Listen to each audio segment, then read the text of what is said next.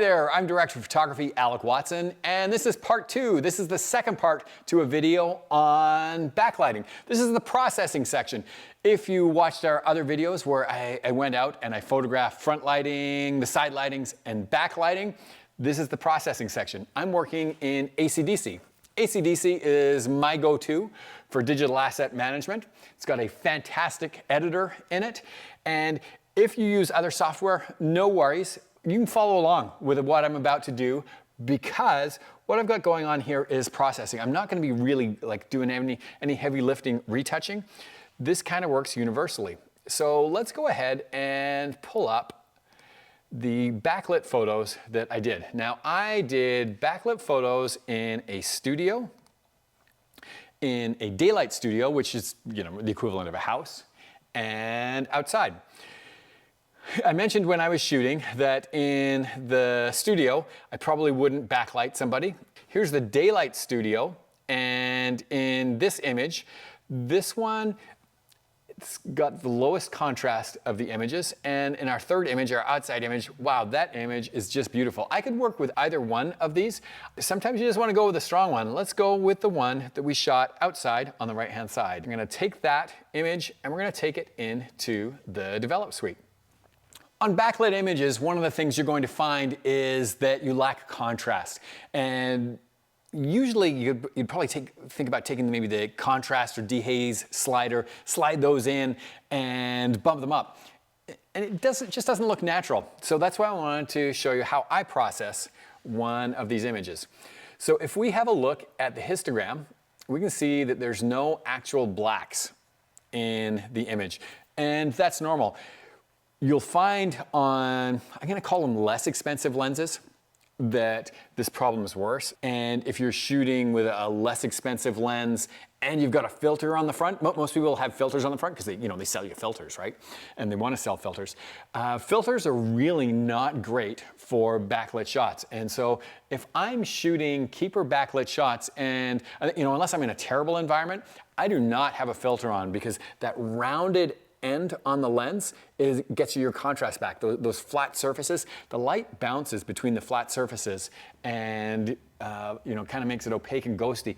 And even though you got sliders that can kind of slide it back, you never really get the information.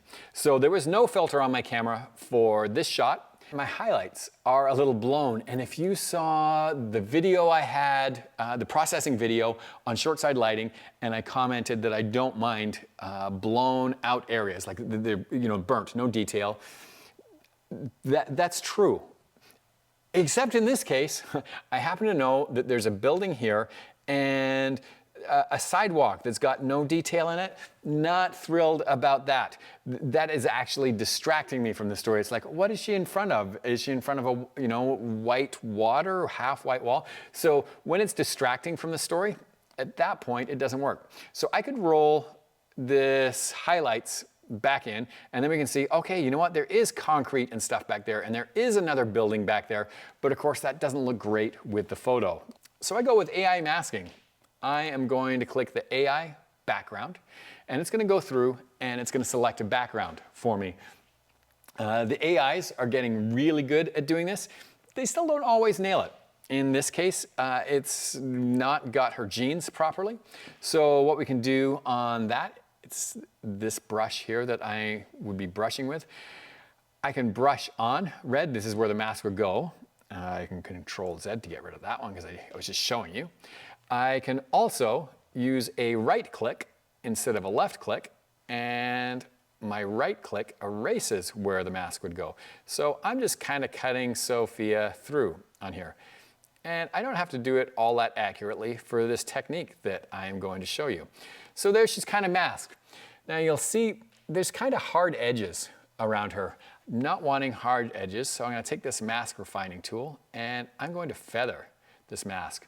And quite a bit. I want really kind of a soft mask on that edge. Much better. That's all I really need to do. From here, I'm just going to pull the exposure down on everything in this image. And suddenly, we've got a building behind her and we've got detail on the concrete.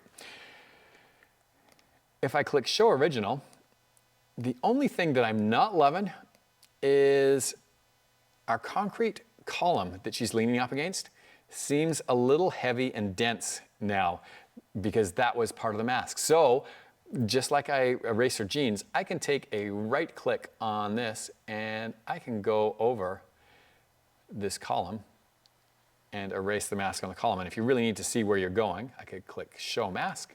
It's going to show me the mask. Show me the mask! I have dad jokes around here, and no one laughs at them here either. Again, it doesn't need to be particularly accurate for this technique.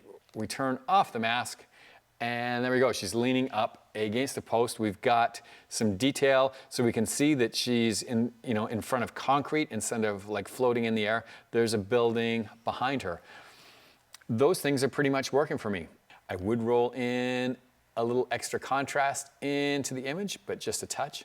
And overall, I'm finding that maybe it's just a hint overly colorful for a backlit image. Backlit images shouldn't have a ton of color. I know that sounds weird, but you'll find, or at least I find, that making muted colors, making slightly muted colors, you can either use vibrance or saturation. And the difference between the two, saturation is all the colors, vibrance is all the colors except skin tones. So I was grabbing vibrance, I changed my mind, I want to take everything down, including that skin tone. There we go. My goal is to balance everything out. So I want to see concrete. I want to see the muted, softer kind of magical tones that come with backlighting. I want to see my subject, which now I've got great detail on my subject. I would say overall, probably want to take up the exposure just a touch to get that backlit feel back again. There we go. And it's just a hint. There it is. Still got detail everywhere. And then the last thing I do when I'm happy with my photo, and this is the processing I would pretty much use for, like I said, every kind of backlit photo that I would shoot. It's going to kind of go through this detail. The last thing I do, cropping always raises the bar on your photos. What am I looking for? Looking for things that distract me from the story. What's the story? The story is my subject, our model, Sophia. I love this cafe back here with these lights. Things that are distracting me from this story. Well, this line, my eye is drawn to that line. That has nothing to do with our story at all. Do I want to crop her jeans? Sometimes I do. In this case, no. I love the shape that Sophia's got going on here. I'm not going to change that. I have a person walking through here. They're distracting me from the story. So I would go, and in ACDSee, you click geometry. I would crop, and I'm going to lose the guy and that, and then scroll down. There we go. I've cropped out the line on the side, cropped out the person. We are down to just the story. I'm going to go ahead and click done on that and save. And then that is my master backlit image. If you'd like to hit subscribe, would love to share more videos with you. I'm super grateful to ACDSee for letting me take photos and process them and share that kind of stuff with you. So go ahead, subscribe, leave some comments. I always check out the comments. And I would love to see what you're doing with backlighting with photos. I think backlit photos bring back the magic in photography. So get out there, shoot, and make the world a better and more beautiful place.